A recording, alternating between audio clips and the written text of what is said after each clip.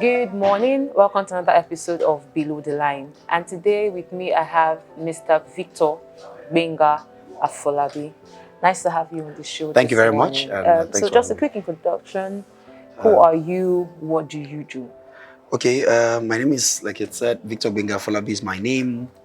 I'm a founder of one of the leading experiential agencies in the country. Um, I've done that for about over a decade now. This is our 12th year Okay. of running a BTL agency. Of course, I have the privilege of having been in client side a couple of years before then. Okay.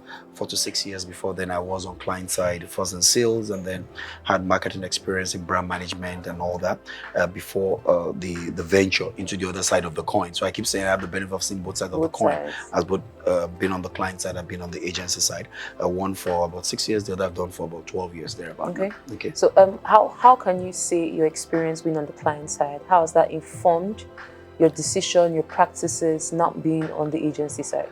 No, I mean, of course, to a large extent, it was a great contributor to how we were able to quickly grow and be able to accelerate, because it was I had the market scripts. Okay, so you already have a clue what client was looking for. You have a clue of their frustrations, which were most of the things that inspired the reason for which I set up an agency in the first place. It all helped me understand the language of the clients. Yes. and what their frustrations were. So it helped. It helped. I mean, we arguably we could say we're already in the top 10 agencies in the first 5 years of being out there, and a lot of it is attributed to the fact that I was coming from the other side. Okay, so you had the cheat code. Thank you. Right? Maybe that. So it became a lot easier. Okay, so you didn't tell us what the name of the agency is. Oh, apologies. So, I mean, because I had done an introduction. Okay, so it's GDM Group. Okay. GDM Group is the agency that I founded way back to last quarter 2009, began operations in January 2010. Of course, succession had made me in the last 6 months move from being the day-to-day MD to, of course, sitting on the board and giving leadership to a structured management team. And because those transitions are also important, okay? So we've been able to do a successful transition where we have a full substantial MD who runs the day-to-day, and of course, I give leadership from a board perspective. That's beautiful. So in your, how many years experience in total do you have in marketing?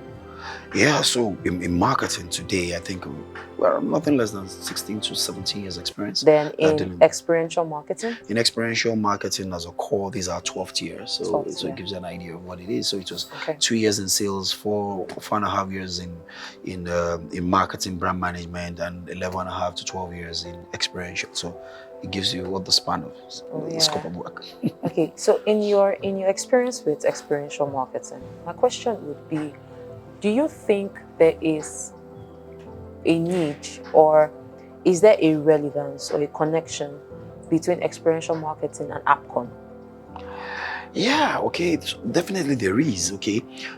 For every industry where there is no regulation, first is self-regulation even before statutory regulation, you find that you find it difficult really capturing the value in that industry. You find it difficult for the people in the industry to be able to command the right kind of value they should be commanding, either for their entities which they're promoting, or generally in terms of value perception, even by their stakeholders. And that's what I think is the relevance of AppCon. AppCon as a recognized statutory body in the country is supposed to regularize all ramifications of advertising. I mean, the bodies of advertising in all and the activities in all its ramifications. And experiential marketing happens to be a significant segment or sector in the advertising body, and so it's relevant. Someone will come to us and say, "Hey, but it wasn't always so." Remember, I'm also coming from brand management, and for a long time, experiential marketing was seen as an offshoot of all the other kind of communication. It wasn't big. It was more around the above the line media. But things began to change in mid 2000s. Okay, we began to see big budgets going in there. We began to see, because it gave quick wins, it gave quick results. You saw the impact of the activities we were doing. It became more measurable. As owners of businesses, as boards began to ask for the justification of marketing spend and began to look for quantitative results of all their marketing spend, experiential began to take forefront because it became easier for the managers of the brands and the handlers of the brands quickly be able to show, to say, okay, I put X behind it and this is why I've got to show for it. So that gave a lot of prominence to experiential. And therefore I can say since the early 2000s down till now, 15 to about 17 years, we've seen a lot more investment. When people do their marketing and brand plans, you see significant, depending on what category of the brand anyway, you see significant amount of budget behind experiential. And of course, it became important for them to now be able to see more transparency. Okay, so COVID happened, COVID hit us, and I know there's been talks around a lot of negatives and how COVID affected the industry negatively. But do you think there has been any positive impact? Oh, in my opinion, significantly positive. I mean, quite a lot of positive impacts, in my opinion. I do remember that in October, the last quarter of 2019, I was speaking in a conference, it was Brand Conference 2019. And I was a keynote speaker and I was explaining to the audience that based on what I see and what I see of the industry, that there was a reason for us to continue to pivot, to begin to adopt technology to scale, that I felt the experiential landscape was going to change. And a lot of people came back and said, no, it's impossible. You don't road shows like this for 20 years. When Victor is not, he just joined the industry. And I kept saying, look, you need to just get out of this country and see what's happening because the world is a dynamic place. Fast forward 6 months down the line, things went post-straight. But what was the message I was sharing at that conference was the fact that there are newer ways to begin to engage people, because just like we move people moving from open markets to other channels of shopping and where the consumer journey was, it's the same thing, okay? We've seen that there's been a lot of changes in the media landscape and how people consume media. And experiential will not be left behind. It's not that direct marketing or the physical engagement will not be important. It will continue to be into the foreseeable future an important component of how marketers engage with the consumers. But the problem is that we're going to see a lot more adjunct channels coming to complement what we're going to do. So experiential, the way we know it, we're not going to just be that one tracked way anymore. There'll be quite a lot of adjunct ways in which people are going to be creating experiential experiences, okay? Because it's an experiential economy that we will begin to have going forward. What's the experience for the consumer? And with that experience, it's going to be what I was talking about then was technology. And I'm happy now that it's become the forefront. That's what, above all else, COVID has brought to the forefront. It's fast-tracked. What I had said will happen in 5 years, we've seen it happen in 6 to 9 months, which means that it's not just going to be physical contact alone. Marketers begin to demand, how else can I reach these people? By creating experience for them. What experiential does is that it creates experience. That's what you miss from ATL.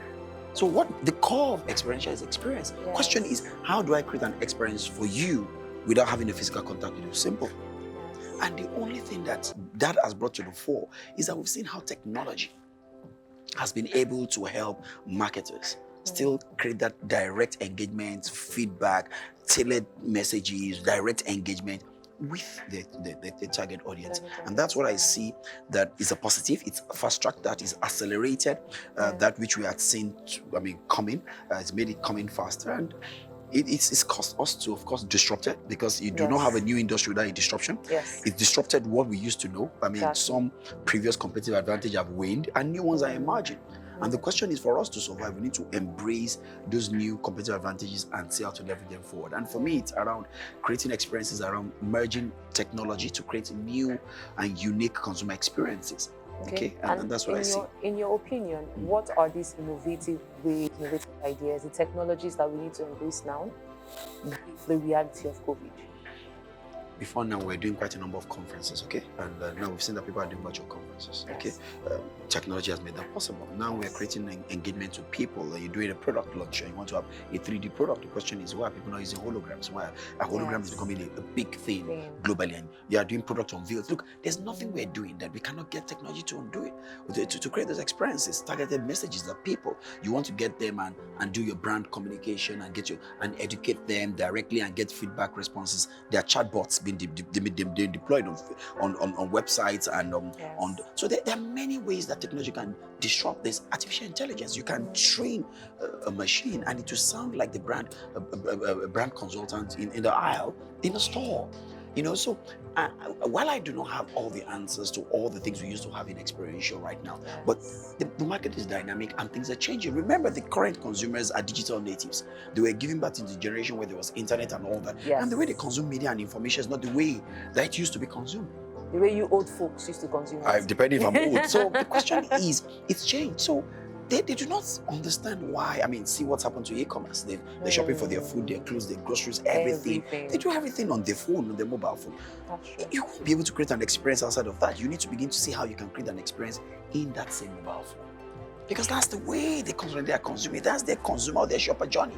So if that's the shopper journey and your job is to create interruption on that shopper journey of experiential marketing, you need to interrupt that. Simple. Thank you.